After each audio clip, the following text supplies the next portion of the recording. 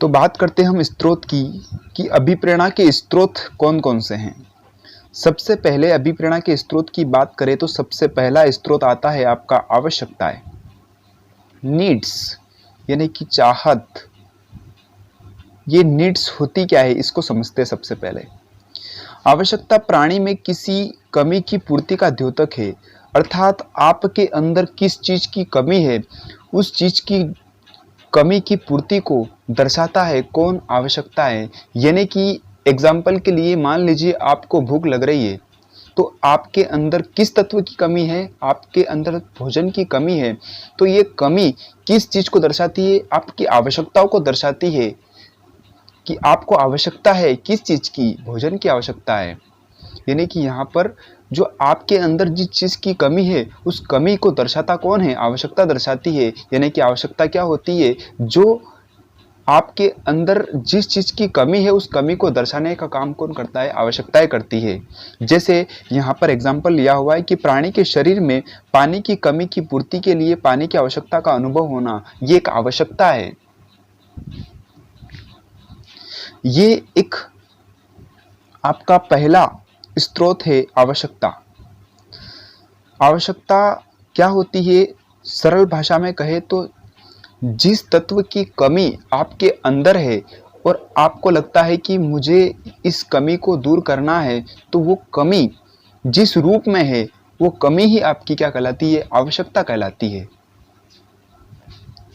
आगे चर्चा करते हैं। मनुष्य की आवश्यकताओं को सामान्यतः हम दो वर्गों में विभाजित करते हैं। एक होती है शारीरिक आवश्यकता और दूसरी होती है मनोसामाजिक आवश्यकता। शारीरिक आवश्यकता की बात करें तो शारीरिक आवश्यकता होती क्या है, शारीरिक आवश्यकता जो हमारे शरीर को सुचारू रूप से चलाने के लिए आवश्यक होती है, वे आवश्यकता है कौन सी आवश्यकता कहलाती है, शारीरिक आवश्यकता है। जैसे हम बात करें भोजन, भोजन आपकी क्या है, मूलभूत आवश्यकता है, आपको भोजन शारीरिक आवश्यकता। दूसरा जल, ये सभी क्या है, भोजन है, जल है, ये वायु, ये सभी क्या है, आपकी शारीरिक आवश्यकता है, इनके बिना काम नहीं चल सकता। यानी कि यही आपकी जैविक आवश्यकताएं कहलाती है। दूसरा प्रकार होता है मनोसामाजिक प्रकार। अब ये मनोसामाजिक आवश्यकताएं क्या होती है, मनोसामाजिक आवश्यकताओं से मतलब कि आप अपने समाज से क्या चाहते हैं, आप अपने समाज से सम्मान चाहते हैं, आत्मसम्मान चाहते हैं, आप समाज से स्नेह चाहते हैं। तो ये सब क्या है, ये सभी आपकी मनोसामाजिक आवश्यकताएं हैं। अगला है आपका चालक या अंतर्नोद या ड्राइव। ड्राइव का मतलब क्या, ड्राइव का मतलब इसको एक स्पष्ट उदाहरण से समझिए। जैसे मान लीजिए कि एक बस ड्राइवर है, तो बस ड्राइवर क्या करता है, बस को चलाने का काम करता है। यानी कि जो बस को चलाने वाला होता है उसी को हम क्या बोलते हैं, बस चालक बोलते हैं। तो जिस प्रकार से एक बस चालक बस चलाने का काम करता है, ठीक उसी प्रकार से हमारे शरीर के अंदर भी कुछ चालक होते हैं जो चालक क्या करते हैं, आपको अपने लक्ष्य तक पहुंचाने का काम करते हैं। जैसे मान लीजिए कि यहाँ पर कोई बालक है, इस बालक को क्या लग रही है, भूख लग रही है। अब यदि इसको भूख लग रही है तो अब इसको चाहिए क्या, इसको भोजन चाहिए, भूख लगी है। और मान लीजिए यहाँ पर इस प्रकार कुछ भोजन पड़ा हुआ है या इस बॉक्स में भोजन पड़ा हुआ है, तो भोजन ये यहाँ पर है। अब इसको भूख लग रही है तो इसको आवश्यकता किस चीज़ की है, इसको आवश्यकता है भोजन की। तो ये भोजन कब प्राप्त करेगा, जब इसको भूख लगेगी। यानी कि ये भूख ही इस व्यक्ति को यहाँ से यहाँ तक ले जाएगी। यानी कि यहाँ पर चालक के रूप में काम कौन कर रही है, भूख कर रही है। क्यों, क्योंकि इसको भूख लगेगी तभी तो वो भोजन के पास जाएगा। यानी कि जैसे मान लीजिए आपको प्यास लग रही है, भयंकर प्यास लग रही है, आपका कंठ सूखा पड़ा है, तो आप क्या करोगे, पानी पियोगे।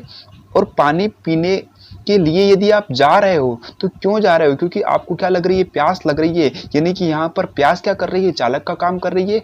प्यास आपको चला करके पानी के पास ले जाती है। यानी कि आप यदि पानी पीने का प्रयत्न कर रहे हो, जल ग्रहण करने का प्रयत्न कर रहे हो, इसका मतलब क्या है, आपको एक चालक कौन है, प्यास हो गया यहाँ पर, क्योंकि प्यास लगी तभी तो आप पानी के पास गए। ठीक उसी प्रकार यहाँ पर इसको भूख लग रही है तो ये क्या कर रहा है, भोजन के पास जा रहा है। ठीक है, ऐसे ही आप अपने लक्ष्य को प्राप्त करने के लिए आपका एक चालक होता है, वो चालक ही आपको के लक्ष्य तक पहुंचाता है।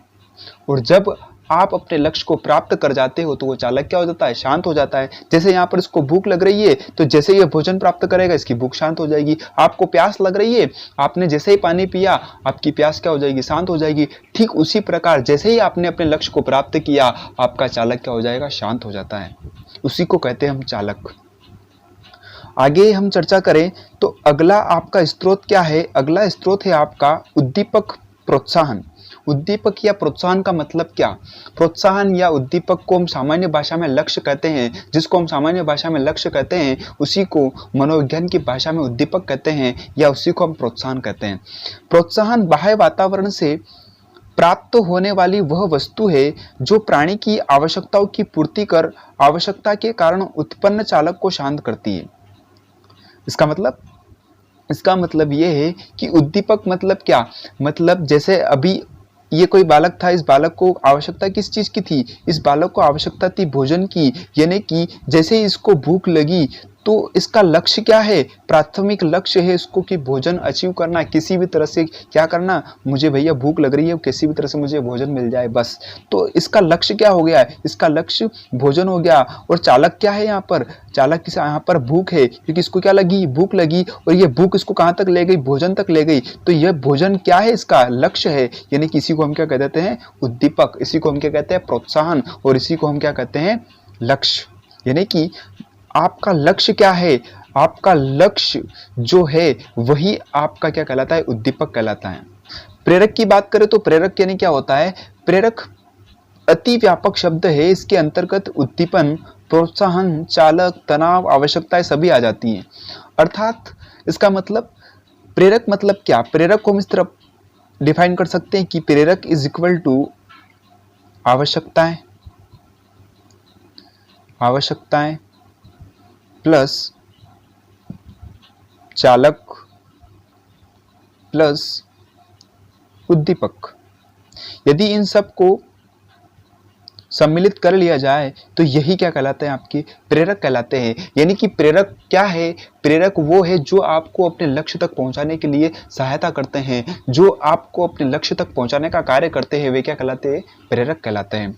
यदि हम प्रेरक की बात करें तो प्रेरक का वर्गीकरण अलग अलग मनोवैज्ञानिकों ने अलग अलग प्रकार से बताया है। जैसे सबसे पहले हम बात करें तो मैस्लो के अनुसार, मैस्लो ने क्या बताया है, मैस्लो ने सर्वप्रथम दो प्रकार के प्रेरक बताए। एक होता है आपका जन्मजात प्रेरक और एक होता है आपका अर्जित प्रेरक। सबसे पहले देखते हैं कि ये जन्मजात प्रेरक होते क्या हैं। ये वे प्रेरक होते हैं जो व्यक्ति में जन्म से ही होते हैं। जन्मजात का मतलब क्या होता है, वे प्रेरक जो व्यक्ति में जन्म से ही पाए जाते हैं। अर्थात जैसे भूख लगना, प्यास लगना, है ना, उसको भूख लग रही है, प्यास लग रही है ना, नींद आ रही है उसको, तो ये सभी क्या है, उसकी जन्मजात प्रेरक है, जन्म से ही उसके साथ आ जाते हैं। तो वे प्रेरक जो जन्मजात हो, जैसे भूख, प्यास इत्यादि। अब हम बात करें अर्जित की, तो अर्जित प्रेरक कौन से होंगे, अर्जित प्रेरक वे प्रेरक जिनको क्या किया जाता है, अर्जित किया जाता है। जैसे रुचि, यदि शिक्षक पढ़ा रहा है तो शिक्षक पढ़ाते समय पढ़ाने से पहले बालकों में क्या पैदा करता है, रुचि पैदा करता है। इसका मतलब रुचि क्या है, अर्जित है। आपकी आदत, ये आदत क्या है, आदत भी अर्जित की जाती है। आदत जन्मजात नहीं होती है, आदत क्या होती है, अर्जित की जाती है। जैसे आप किसी भी हैबिट को देखिए, किसी भी हैबिट को पढ़ने में कम से कम 21 दिन का समय लगता है। मान लीजिए कि आपने सुबह जल्दी उठने का प्लान बनाया कि यार मुझे जल्दी उठने की हैबिट डेवलपमेंट करना है, तो क्या करना है, आप 21 दिन तक लगातार प्रयास कीजिए। अलार्म लगाइए कि यार मुझे 5 बजे उठना है, तो 5 बजे का अलार्म लगा लीजिए और 21 दिन तक कैसे भी करके उठ जाइए। जब आप 21 दिन तक कैसे भी करके उठ जाते हो तो उसके बाद ये आपकी हैबिट बन जाती है। उसके बाद आपको कभी भी अलार्म लगाने की जरूरत नहीं पड़ेगी। आपकी जैसे ही 5 बजेगी और ऑटोमेटिकली आपकी नींद खुल जाएगी और आप उठ खड़े हो जाओगे। क्यों? क्योंकि ये हैबिट 21 दिन के अंदर अंदर कोई सी भी हैबिट आप अपने अंदर डेवलप कर सकते हैं। इसका मतलब ये है कि आप क्या कर सकते हो, इसको अर्जित कर सकते हो। यानी कि ये क्या है, अर्जित है। तो ये आपका कौन सा प्रेरक हो गया, अर्जित प्रेरक हो गया। अब बात करते हैं हम अगले प्रकार की। तो थॉमसन के अनुसार क्या है, दो प्रकार बताए थॉमसन ने। एक प्रकार है स्वाभाविक प्रेरक और एक है आपका कृत्रिम प्रेरक। तो स्वाभाविक प्रेरक किसे कहते हैं? यह प्रेरक व्यक्ति में स्वाभाविक या स्वभाव से ही पाए जाते हैं। स्वभाव से मतलब कि जैसे मान लीजिए आप प्याज काट रहे हो और आपको प्याज काटते काटते आपकी आंखों में आंसू आ रहे हैं, तो ये स्वाभाविक क्रिया है। छोटा बच्चा है, बालक है, वो किसी की नकल कर रहा है, अनुकरण कर रहा है, तो ये उसकी स्वाभाविक क्रिया है। तो ये क्या हो गई? उसकी स्वाभाविक प्रेरक हो जाते हैं। अब बात करते हैं हम कृत्रिम प्रेरक की। कृत्रिम प्रेरक का मतलब क्या होता है? कृत्रिम का मतलब ही ये होता है कि मानव द्वारा निर्मित, यानी कि आपने जिस चीज का निर्माण किया है। तो कृत्रिम का मतलब क्या है कि आपके द्वारा जो निर्मित चीजें हैं वो क्या कहलाती है?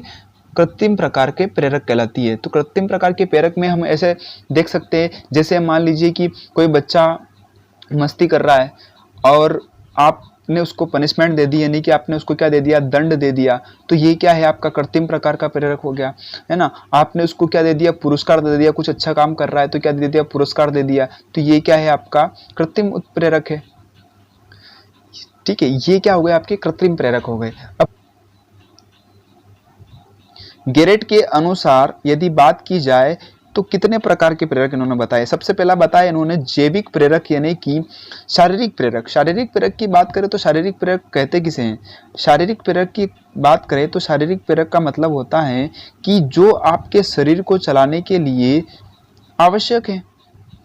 जैसे आपको भूख लग रही है तो आप क्या करोगे? भोजन करोगे, यानी कि आपका भूख क्या हो गया? भूख आपका शारीरिक प्रेरक हो गया। यदि आपको प्यास लग रही है तो आपको आवश्यकता किसकी है? पानी की है, यानी कि प्यास क्या हो गई? आपकी शारीरिक प्रेरक हो गया। अगली चर्चा करते हैं हम मनोवैज्ञानिक प्रेरक की। तो मनोवैज्ञानिक प्रेरक कहते किसे हैं? इसको समझिए। मनोवैज्ञानिक प्रेरक, यह प्रेरक प्रबल मनोवैज्ञानिक दशाओं के कारण उत्पन्न होते हैं।